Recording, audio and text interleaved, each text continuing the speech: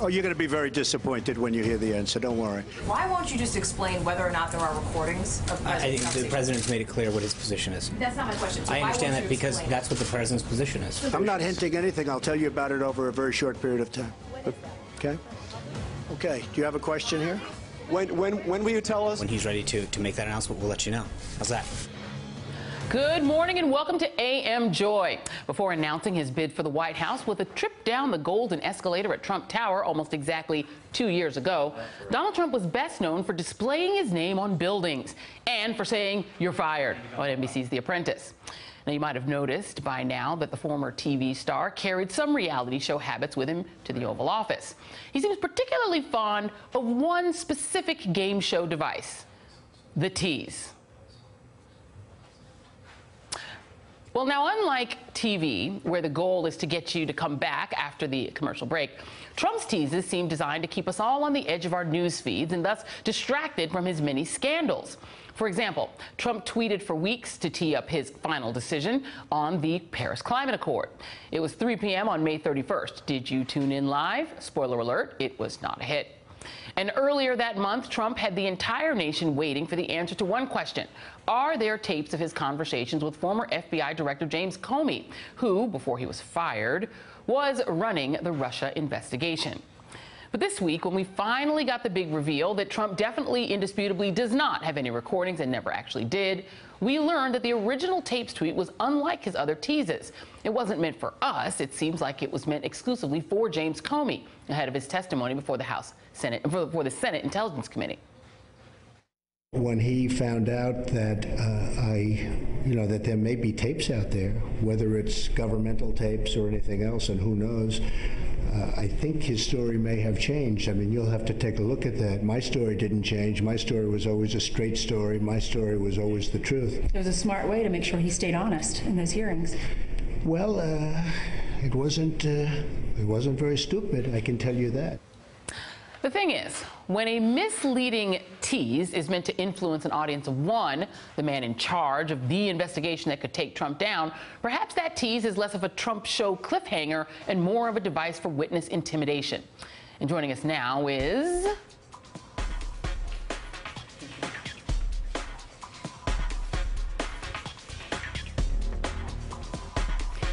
Malcolm Nance, author of The Plot to Hack America, business and political marketing consultant Tara Dowdell, David Corn, Washington bureau chief for Mother Jones, and former assistant Watergate special prosecutor Jill Wine-Banks. There will be no chair turns. You guys will not have to sing. So thank you very much for being here.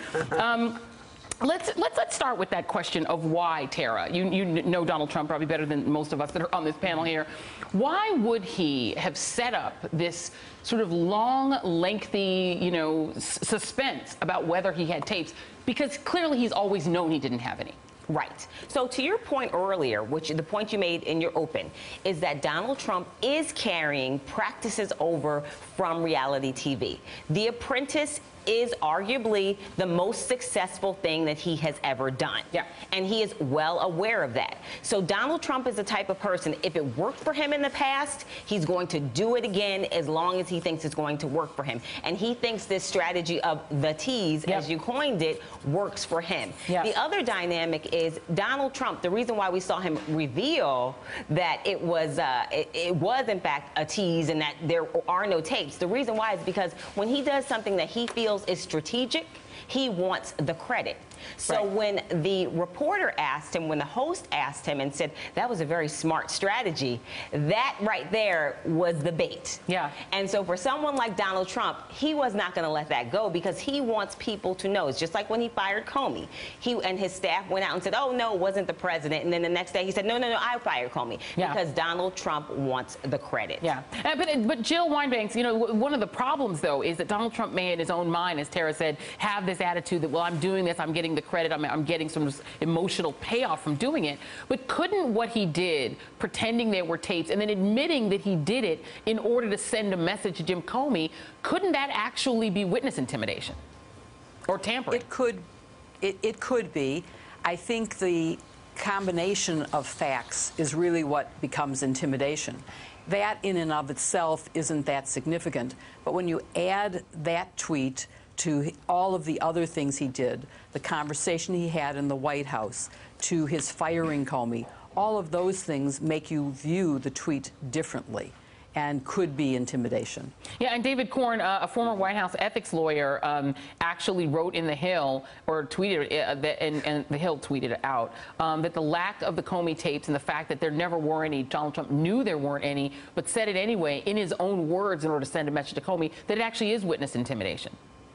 Well, it may be. I've heard other people say it's hard to make the case if you're doing it presumably to get someone to tell the truth as opposed to cover up something. In any event, it is absurd. It is absurd that for weeks and weeks he wouldn't answer the question, and then ultimately his position is, I had to lie or suggest a lie in order to get someone else not to lie. I mean, this is a president who says that he was wiretapped in Trump Tower when he wasn't, who suggests he has tapes of the Comey meetings when he doesn't, and then he complains about fake news. I mean, the cognitive dissonance here should be his campaign motto next time: make America confused again. I mean, it's really, and it's kind of sad that the media didn't at one point, at least the White House press corps, walk out of the press conferences when Sean or when he would not give an answer to this very simple question. Yeah, or when they wouldn't let them record. We're going to talk about that a little bit later. Yeah. Malcolm, you know, one of the things that we know that's happening behind the scenes, in addition to Donald Trump putting up all of these sort of shows for us and sort of doing entertainment as part of his presidency, is that behind the scenes he actually seems to be significantly concerned about this probe. There was a piece, NBC News actually did this reporting, that Dan Coats, the director of national intelligence, told House investigators, even though he wouldn't say it in the open hearing. He said his feelings, said that he didn't want to talk about conversations. But behind closed doors, he told the House committee that Trump did seem obsessed with the Russia probe. Sure, absolutely. And we've been at this for almost a year now, 10 months at this point. Why?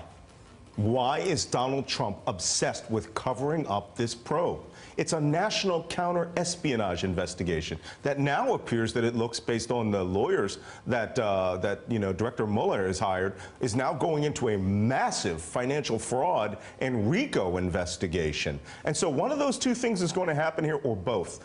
Espionage tied to dirty money or a massive dirty money thing. Trump has got to be very concerned about that. And like the guy who's trying to intimidate some, underling at the DA's office in South Manhattan, he thinks as a big real estate developer he can get away with it. He's not going to get away with this. Mueller is playing a reality show too, and it's called Presidential Apprentice, and there's only one contestant. Yeah. And there's only one result that comes from the end of it. Yeah. You're either fired or you're not fired. I think Trump is terrified of that. Yeah, and at the risk of asking you to psychoanalyze him, Tara, I mean, this is a guy who has refused to release his tax returns. Obviously, there's something in his business past, the way he does business, that he doesn't want revealed through those tax returns. Behind the scenes, whatever he's doing, they've got to be concerned. They're now digging into the way that he does business, and he does do business with some characters that have got some ties to some interesting Russian money, and put it that way. Exactly. He has ties. First of all, it's not just Russia. In other countries where there's shady characters as well. And he's done business. He continues. His family is continuing to do business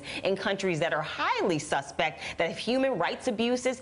Donald Trump is used to getting away with things. That is what he's done his entire life. He's gotten away with taking advantage of people, not paying people, corruption. He's gotten away with so much that now he's at the point where he knows that things are a little bit different this time. Yeah. And so I think he has awareness that things are different this time. That's why he closed the door when he was in the meeting with Comey. Yeah. That's why he's behaving and hiding information. The notion that he does not know that the vices around his neck is a false notion, because his behavior is indicative of someone that knows that there's trouble. And it's consistent with how he's behaved in the past when he's had trouble. Yeah. The difference is he's gotten away with it. I think he knows the stakes are much higher and the game is a lot different. And Jill, just talk a little bit about, I mean, the jeopardy here is that this is not an independent counsel. This is not a Ken Starr situation. This is actually a prosecutor that, in theory, the president could fire. He could order Rod Rosenstein, the Deputy Attorney General, to fire Mueller, or he could just, somehow enter to get him out, in theory.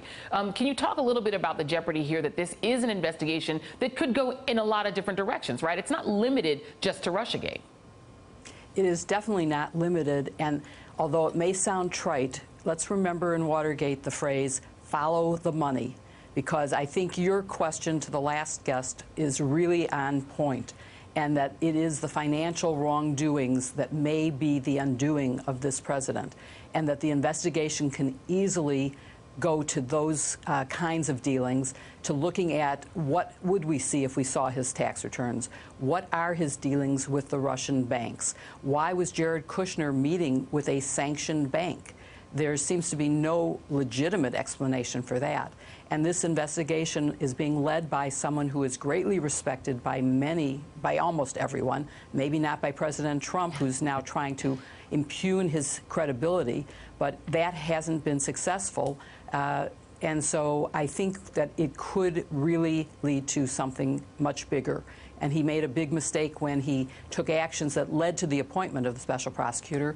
And our Deputy Attorney General has said he will not fire him except for cause, which means the president would have to repeat the Saturday Night Massacre. He'd have to fire Rod Rosenstein so that he could appoint someone who would carry out his order to fire Mr. Mueller. Yeah, and you already, David, have Donald Trump trying to find an ally to put in charge of the FBI. He's clearly trying to create loyalists that can protect him, but it doesn't seem likely that he really can in any way get in Mueller's way. He is in a bad spot. He has a guy who has a tremendous amount of experience around him. I did a story this week. It's a little complicated, but one fellow who was involved in a prosecution of Felix Sater, a case investigation of him, a mobbed up real estate developer who Trump worked with in the 2000s, is now on the team of Mueller. So there are a lot of people who know a lot about different areas of the investigation. But I just don't go to one big point that I don't want people to lose sight of. It becomes clearer and clearer every single day that Donald Trump aided and abetted Putin's operation against the United States and the election. Throughout the whole summer and even after the election, after the U.S. government had said that it was Putin doing this and that it was a Russian operation, he kept denying it was happening. That's the same thing as aiding and abetting. It's like being outside a bank robbery and saying nothing's going on when you know what's going on inside. Yeah. And that's the big sin here. Goes even beyond the financial stuff. He helped this operation. And Malcolm, he essentially admitted that he knew about it today in a tweet. Well, in his tweet yesterday that he put out, he essentially put, and it's actually fascinating to learn that Donald Trump watches MSNBC and is a big fan. And that being said, I have something I'd like to say to him, right? As President of the United States, that I beg you, come out and tell us that whatever you know and whatever your staff knows about Russia and collusion with WikiLeaks, throw them under the bus, right? Save yourself, but let's get this nation past that. Yeah. And if he can't understand that, he needs to take a long walk around that building that he lives in and look at all the people in this history who have protected this democracy. Otherwise, he doesn't have any interest in protecting this nation. Yep, and he does. You can't talk to him through the TV, so he might have heard that. Malcolm, Tara, and David will be back. Jill Wine-Banks, thank you very much. And up next, Donald Trump finally does acknowledge Russia's election attack, and all it took was the chance to say it's all President Obama's fault. Stay with us.